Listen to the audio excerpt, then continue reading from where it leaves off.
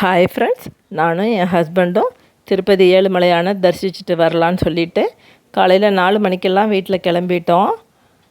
6:25க்கு சென்ட்ரலில் train திருப்பதிக்கு. ஒரு 9:50க்கெல்லாம் திருப்பதியில் கொண்டு போய் விட்டாங்க. அங்கே ஸ்டேஷன்லேயே அழகாக சாமி வச்சுருந்தாங்க. பசி எடுத்துருச்சு. ஒரு ஹோட்டலில் பூரியும் ஆனியன் ஊத்தாப்பமும் சாப்பிட்டுட்டு மேலே ஏறுறதுக்காக பஸ் ஏறி உக்காந்துட்டோம். ஏசி பஸ் தான். டிக்கெட் இப்போ மேலே ஏறும்போது பாதி வழியில் தான் ஆஃபீஸ் இருக்கும், அங்கே தான் வாங்கணுமா. இதை ஆஃபீஸ் வந்துடுச்சு.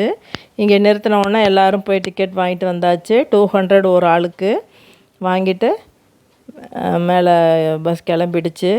சைடில் எல்லாம் பூ எவ்வளோ அழகாக இயற்கையாக வச்சுருக்காங்க பாருங்கள். ரொம்ப அழகாக இருக்குது, கண்ணுக்கு பார்க்குறதுக்கே குளிர்ச்சியாக இருக்குது. மேலே போயிட்டுருக்கோம். திருப்பதினாலே உள்ளே நுழைஞ்சிட்டோன்ட்டு இந்த கருடன் சிலையை பார்த்த உடனே நம்மளுக்கு ஏழுமலையானை பார்க்குற ஒரு அப்படியே புல்லரிப்பு வந்துடும்.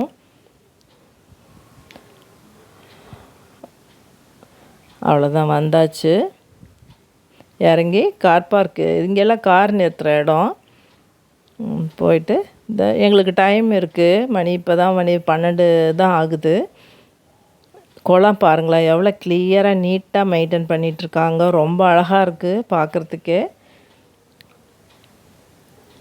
கோபுரம் முன்னாடி வந்து ஒரு செல்ஃபி எடுத்துக்கிட்டோம்.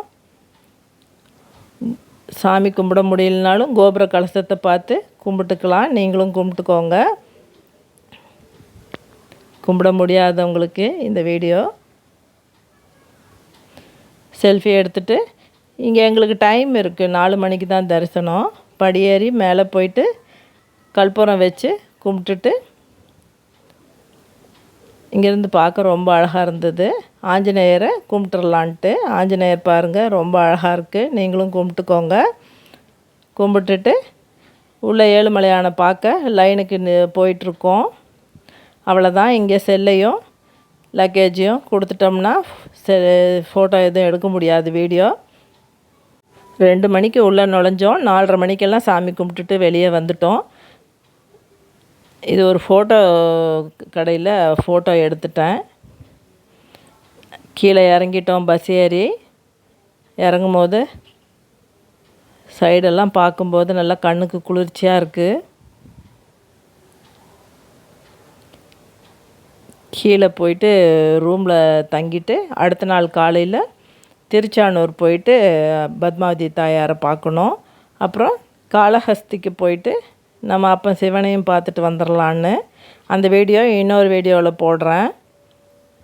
மேலே இருந்து பார்க்குறதுக்கு பாருங்களேன், திருப்பதி எவ்வளோ அழகாக இருக்குது. கீழே ஊர் இன்னும் சர்க்கரையில் பொம்மை செய்வாங்கள்ல, அந்த மாதிரி அவ்வளோ அழகாக இருக்குது. குட்டி குட்டியாக பார்க்குறதுக்கே.